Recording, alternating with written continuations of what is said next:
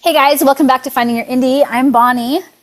And I'm Andy. And we have not had one of these calls in a while. And we actually were like just on one of our normal meeting calls because that's what we do.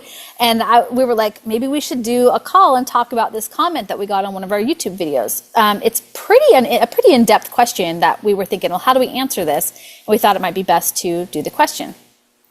So, Mandy, do you want me to read it and then we talk about it, break it up? Yeah, go ahead, because I don't have it pulled up. Okay, so I'm going to talk a little bit about, so Amy Patrick Books, thank you so much for the question. I'm actually going to put it up here when we're doing, it'll be up in like this area when I do the editing. So it says, LOL, I've realized I've messed up my pen name on Amazon by publishing a bunch of fantasy and then doing a dystopian sci-fi trilogy under the same pen, thinking it was close enough. Girl, we all have done something like that, so don't worry about it.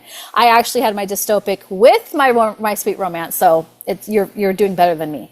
Now that I'm publishing more fantasy, and it's the thing I plan to write forever, my pen names also bots are all dystopian, which I assume means Amazon sent a bunch of sci-fi readers to check out my new fantasy release. Not only that, but if you had people who are reading your dystopic and they hit follow the author, when you had a release, it sent out to you, and sent out that notification to anybody who was following you as an author. So that's not your only issue. They sent it out to your previous followers who were like, I really like this dystopic series. This is the one that I want to be following. And then it was like, oh, I got fantasy. She said, ugh. I love that. Do you have advice? We've all said ugh. Yeah, ugh. Do you have advice for separating those incongruent books from my fantasy ones? Yes, we do. I'm happy to put the sci-fi books under a different name, but I hate to lose all the really good reviews they already have, and they are the ones that are currently selling and bringing in money at the moment. I won't be writing that genre anymore, though. Please tell me there's a way. Yes, there's a way. There is a lot of a way. I guess it's okay. Should we just chat about it back and forth? Yeah. I mean, there's a couple ways. She can add the new name with that name. Yes. That's one way to do it. Yeah, I think that's the reviews. Yes, and I think that's pretty much what you're going to be stuck with initially anyway, because what you have to do is, and I'll put a post, there was a really great post that this other author did, and I always refer people to that one on her site because it was like, this is how you create another Author Central account and why recreate the wheel when you don't have to, right? So I send people to her website. But I'll find the link and maybe put it in the description for this post. I think what's really important, like what Mandy said, change the name or add the name. So you need to add the name. So let's say it's Amy Patrick and you're going to go to AM Patrick for your new pen name. That's what I did with Bonnie and BR Paulson. So I have two pen names. They're very similar. That way I didn't lose anybody. But you just change the pen name on the actual book listing inside Amazon, inside KDP. And then you also have to make sure you change the cover. If the cover doesn't match the author assignment, it'll get rejected. It'll get flagged, which I don't know why Amazon cares when they don't flag other stuff, but I don't run it. It's not my business. So I just try to play by the rules. So once you do that and you make sure the cover's done, then you can go back in, and again, I'll put the link in the description. You go back into Author Central and you say, hey, I need to take this one off of this pen name and add it on this one. The reviews stay the same. The books don't change. Nothing changes except for the cover of the book and your interior. Obviously, you have to have your interior correct. And then you take that old pen name off and it just transfers. Everything stays the same. Nothing needs to change except the pen name. But when you open up that Author Central page, then you're like, hey, dude, this is not my pen name. It needs to be assigned to this one. And they're like, oh, I'm so sorry. It's really cute because they apologize like they did it. It's like, it wasn't your fault. It was my fault. I'm just telling you I need it fixed. And it can all be done within about 3 days. What I love about it is that you are acknowledging what the situation is and you want to take steps to do it. And I think that's great. I think that's awesome. Make sure you will let your newsletter know. Mandy, what else? I was just going to say, let your newsletter know, maybe put a poll in there so you can segment the sci-fi readers to the fantasy readers out. So some people will want all of them, but other people like, no, I'm only interested in the sci-fi. Yeah, exactly. Or I only want the fantasy. Yes, exactly.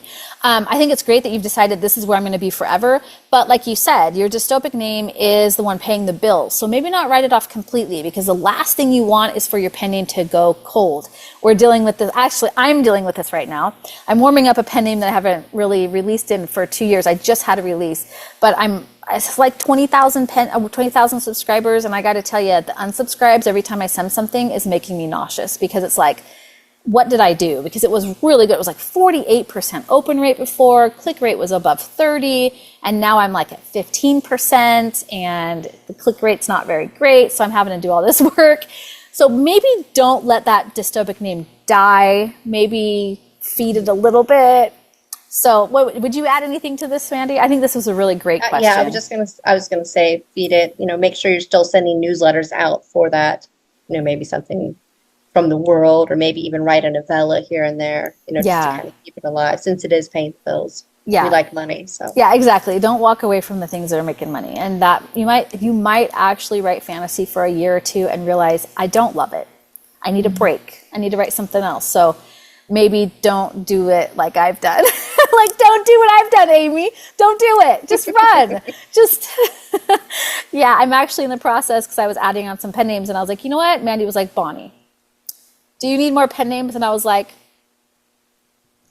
maybe. And since I'm also a fan of Bonnie's work, I'm like, okay, well, I need this book from this series and this book from this series. When are you going to focus on that? Because I know I'm not the only reader who's waiting on them. So yeah, well, thank you for saying that. I have decided that I'm not adding any more pen names, and I'm sticking to 2 main pen names. So understand that it is not easy to be in this super fun, I want to create everything mentality, but also remember that you do have ones that pay the bills. And so those are the ones that I'm opting to go with as well. So I hope this helped answer your conundrum, solve it a little bit. If not, if you're like me and you're like, yes, I heard what they said, but I don't care, I'm going to do it my way anyway, we respect that as well, because we've been there, done that, and we all have to learn the things.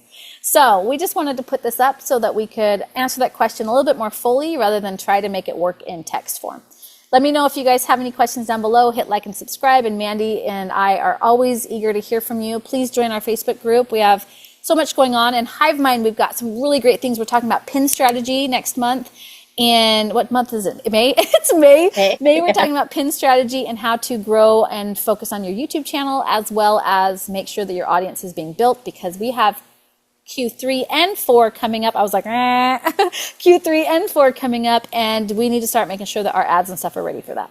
So guys, we can't wait to see you around, and I hope this helped.